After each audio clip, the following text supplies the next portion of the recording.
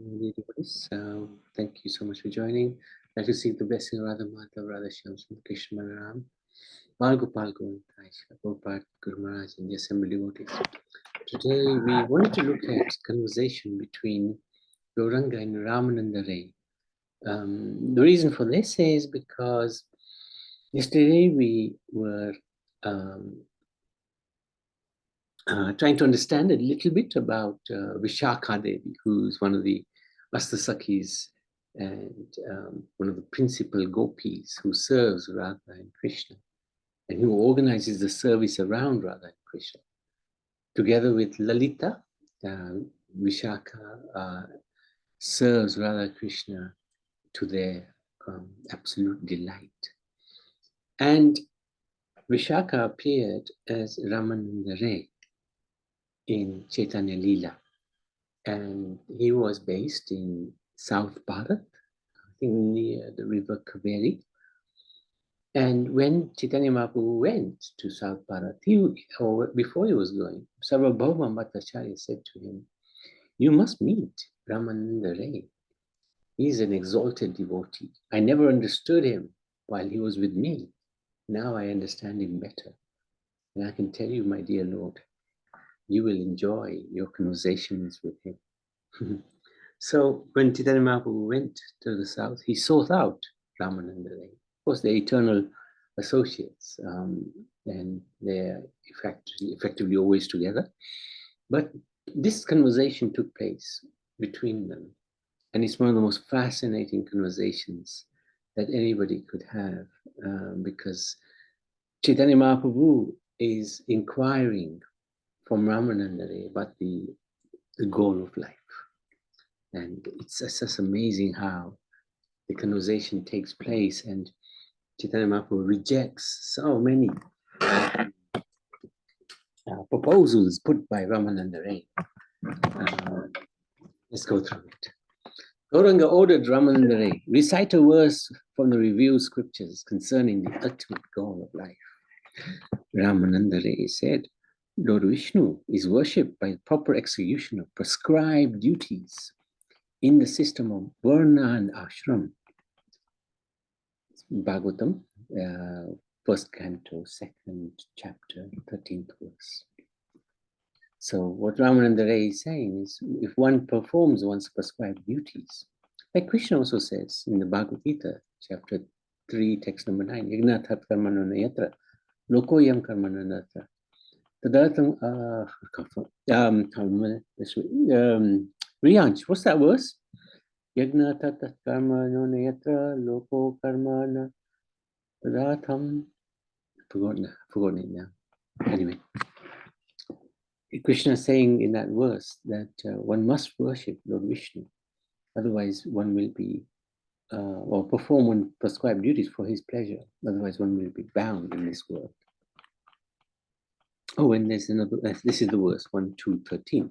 Athapumbi Dvija Sheshta Vanashram Vibhagasaha Swanusthithasya Dharmasya Samsiddhir Saritoshanam. Oh, best among the twice born, it is therefore concluded. So the highest perfection one can achieve by discharging the duties prescribed for one's occupation according to caste divisions and orders of life is to please the personality of Godhead. Lord replies to that, this is external. Tell me something else. So Lord rejected it. He said, yes, you do your prescribed duties, but what's your internal mood? This is just the external factor.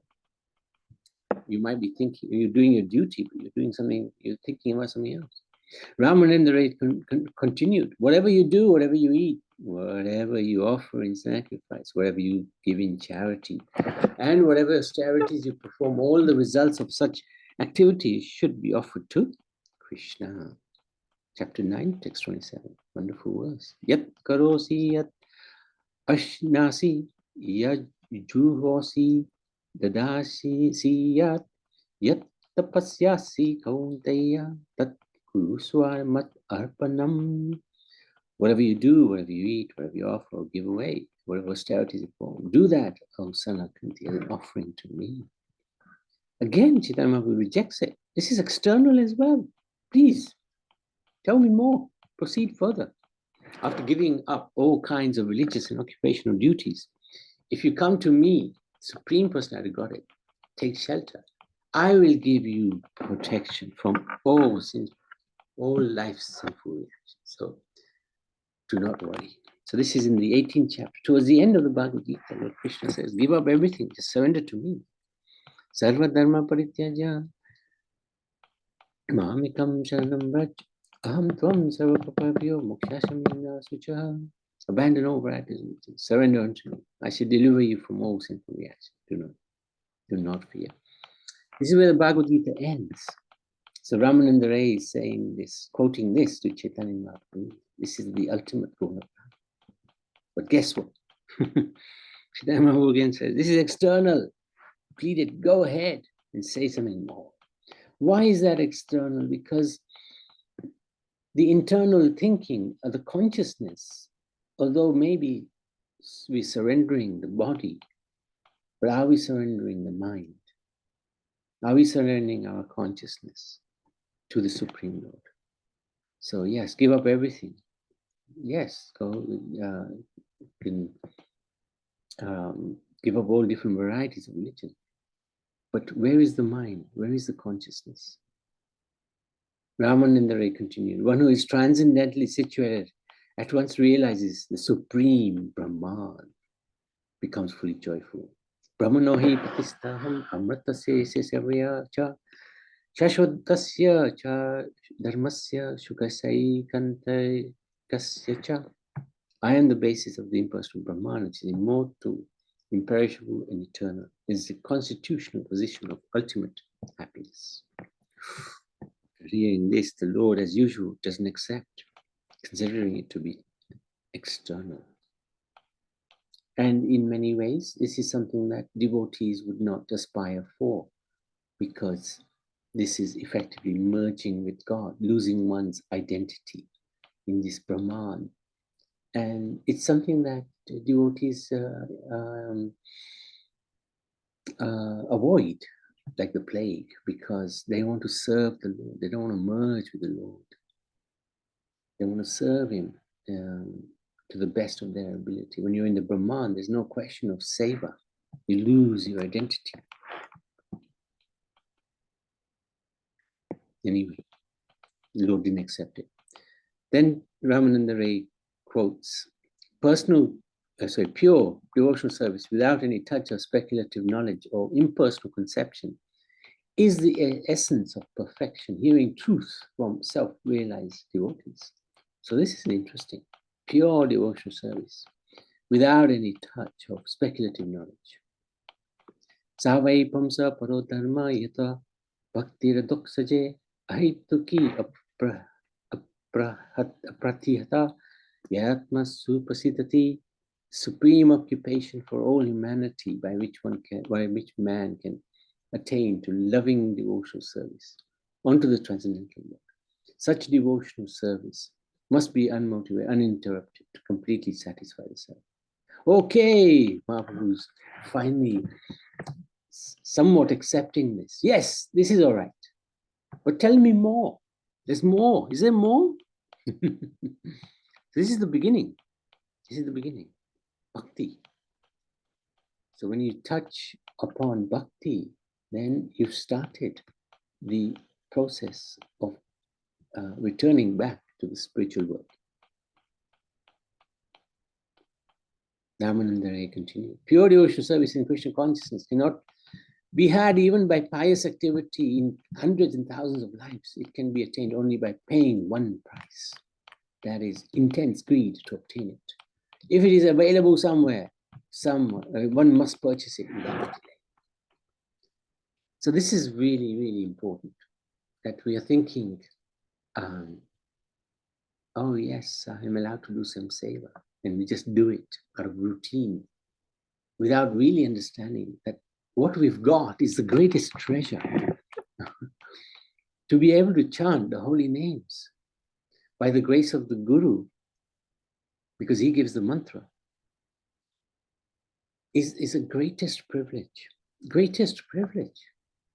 But we take it so lightly. We take it, oh yes. We're not very attentive while we're chanting, thinking so many other things, doing so many other things at the same time. And we lose, unfortunately, the potency that has been provided to us.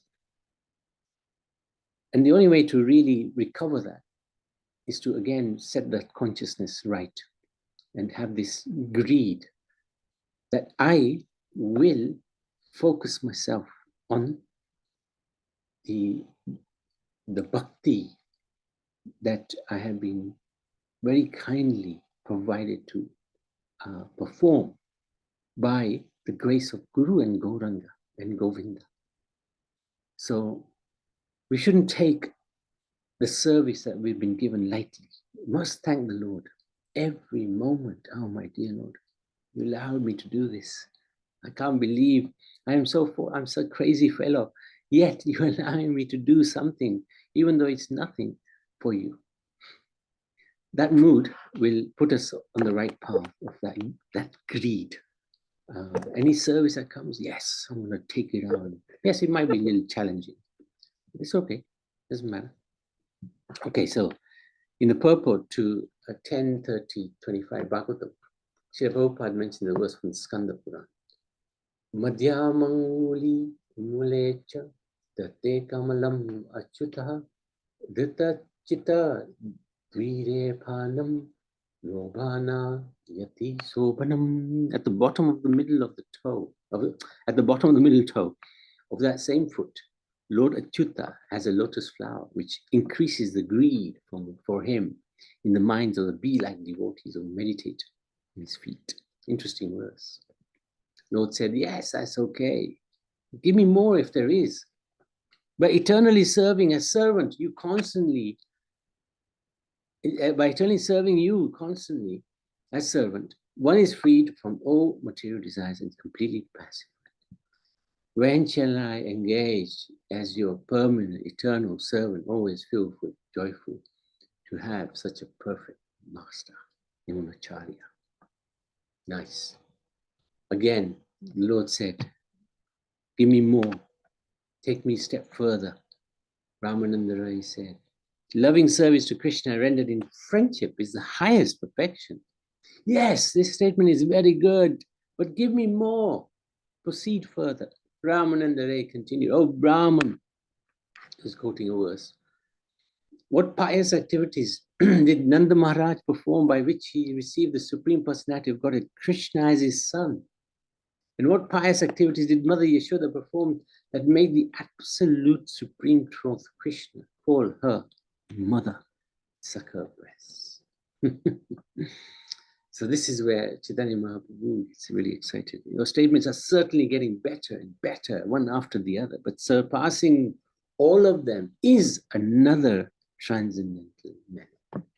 When Lord, so Ramananda Ray continues. So this conversation, you can see, is such an incredible conversation. It's the conversation of all conversations. When Lord Shri Krishna was dancing with the gopis in the Ras Leela, the gopis were embraced around the neck by the Lord's arms.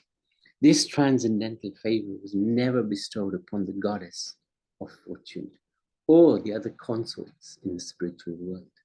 That love, which has the highest taste in the gradual succession of desires, manifests itself in the form of conjugal love. So this is the loving pastimes between Krishna and the gopis. Therefore, the qualities found in Shantaras, Dasyaras, Shakyaras, Vatsalaras are all manifested in conjugal love, Madhurya Ras. So all of these other rasas are subordinate to Madhurya Ras. Lord Krishna cannot proportionately reciprocate devotional service in the Madhurya Ras. Therefore, he always remains a debtor to such devotees. This is where the devotee just wants to serve, nothing back in return, like the gopis. The Lord can't repay that debt. This is the limit of perfection, but please be merciful to me and speak more. So this is what I remember when I first read this conversation. Every time, even from the first moment, apart from the Brahman bit, when Ramananda Ray would say something, I would say, yeah, that sounds good. But then Chaitanya Mahaprabhu would reject it. And it was such an interesting, every time Chaitanya Mahaprabhu just is seeking more and more nectar from the mouth of Ramananda Ray. So amongst, Ramananda Ray continues, amongst the loving affairs of gopis, Srimati Radharani's love for Sri Krishna is topmost. Even Lord Krishna cannot reach the limit of her transcendental qualities. This is really, he is the supreme Lord. He knows everything. He's omnipresent. He's everywhere. Yet he cannot reach the limit of her transcendental qualities. Finding herself treated equally with all the other gopis, Srimati Radharani displayed her tricky behavior and left the circle of the Ras dance. The Ras dance does not shine in the heart of Krishna without Radharani. Therefore, he also gave up the circle of the Ras dance and went out to search for her. Now I have come to understand, so this is Chaitanya Mahaprabhu, the sublime goal of life and the process of achieving it. But I think there's something more. And my mind is desiring it. So then, it carries on. Ramananda Ray says, Lord Krishna's sweetness is so attractive that it steals away his own mind. Thus, even he wants to embrace himself. This is so unusual. Upon seeing his own reflection, the bejeweled pillar of his Dwarka palace, Krishna desired to embrace it, saying, alas, I have never seen such a person before. Who is he? So this is the beauty of the Lord, his qualities, his beauty, his fame, his glory is always increasing, unlimitedly increasing. Increasing so much, even he's unaware of it. How amazing is that? Just by seeing him, I become eager to embrace him, exactly like Srimati Radharani. This was quoted by Ramananda Ray to Chaitanya Mahaprabhu. Lord Sri Chaitanya Mahaprabhu replied, now I have come to understand the truth of the loving affairs between Radha and Krishna. Nonetheless, I still want to hear how both of them gloriously enjoy such love. So this is basically Chaitanya Mahaprabhu. This is the embodiment of Chaitanya. He's come with the mellow of Radha, the mood of Radharani. But he's stolen that mood from Radharani so that he can understand how she can love him so much because he cannot understand. And he's also tasting this point here. He's enjoying himself as well, which is really very, very unusual. Very hard to understand. Anyway, day and night, Lord Sri Krishna enjoys the company of Srimati Radharani in the bushes of Vrindavan. Thus, his pre-youth age is fulfilled through his affairs with Srimati Radharani. Chaitanya Mahaprabhu said, that is all right, but please continue. Saying this, Ramananda Ray began to sing a song he had composed about Prema Vilas Vivata. But Chaitanya Mahaprabhu, out of ecstasy of love of God, immediately covered Ramananda Ray's mouth with his own hand. Without the help of the gopis, one cannot understand it. We're not going to enter into these pastimes. There's no other process of understanding. So this is the verse. Sakhi vina e dilaya anera nahi gati.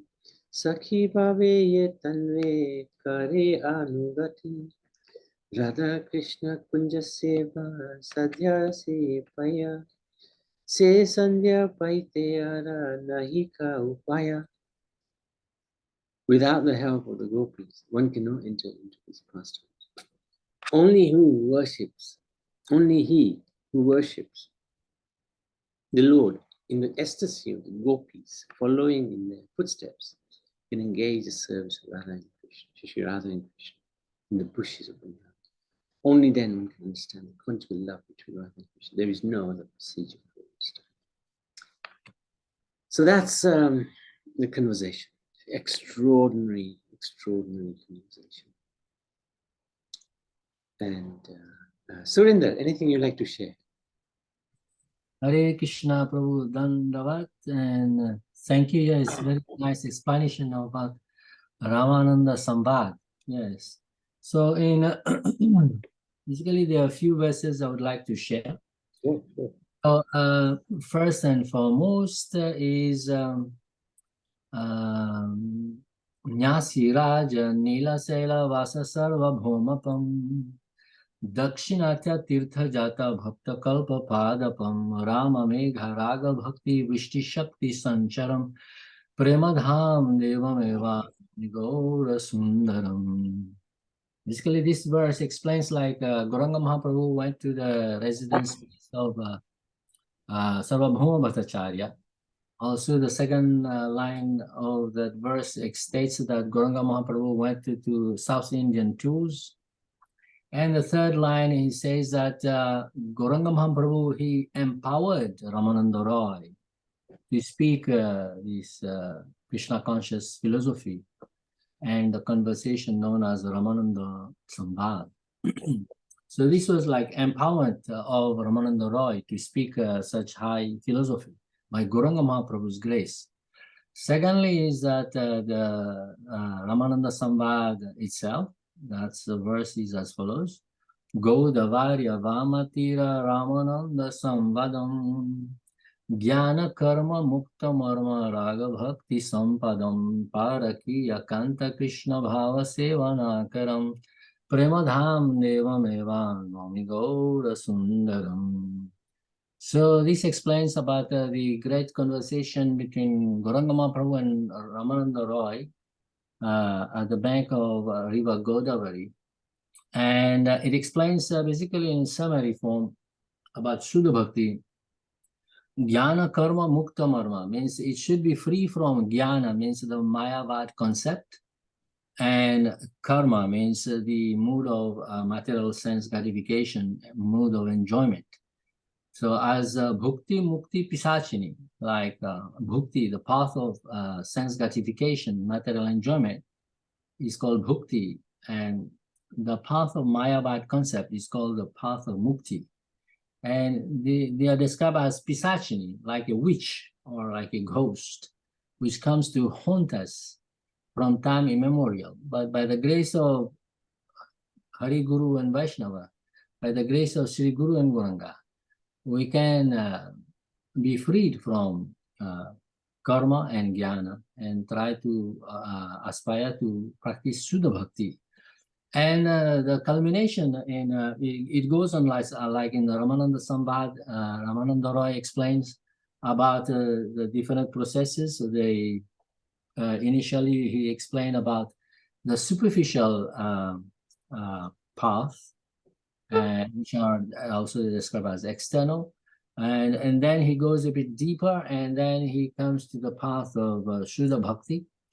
And in Shuddha Bhakti, it comes with the Santaras, like Prahlad Maharaj, is Shuddha Bhakta, but his relationship with Krishna is on the Santaras, like neutral. And then goes on to Dasyaras, like Hanuman. And then after that, there is Saksharas, like Arjun and Gopas in Vrindavan.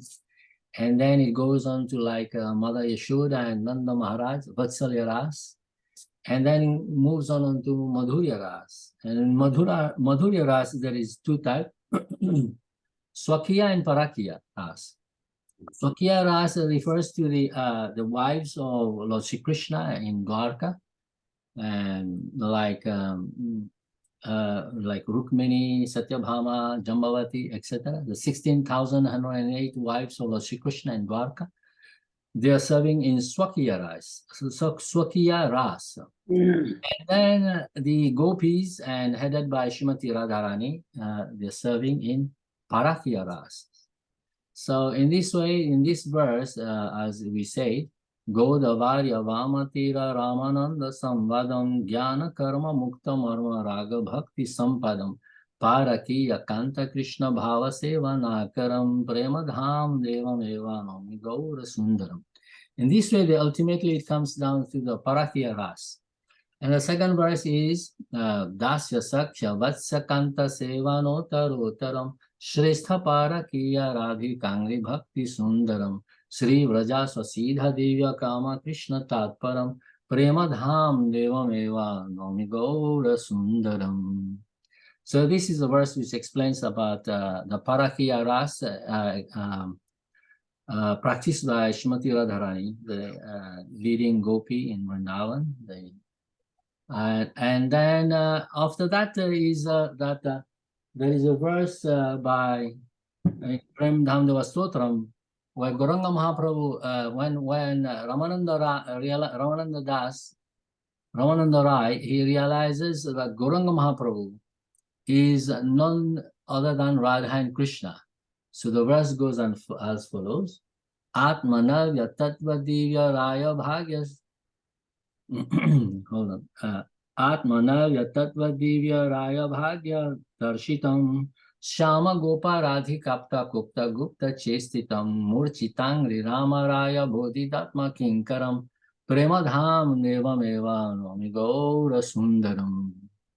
So this verse is that when Gauranga Mahaprabhu saw, and when Ramananda Roy saw Gauranga Mahaprabhu to be non-different from Radha and Krishna, he falls unconscious. And then Gauranga Mahaprabhu, he aroused Ramananda Rai from his unconsciousness, like that. It is explained. And that's where Ramananda Rai was quoting a verse whereby it explained that Gauranga Mahaprabhu himself is Radha and Krishna. That's why Gauranga Mahaprabhu was trying to put his hand on his mouth, like that. Also, anyhow, this is a culmination of the Ramananda Sambhag. Hare Krishna Prabhu Nitai Gaur Hari Bol. Thank you very much. Thank you very much for sharing all that. Very good information. Anybody else? Any comments? Any questions? Okay, let's stop. Thank you. Ramananda Ray ki jai, Vishaka Devi ki jai, Chaitanya Mahaprabhu ki jai.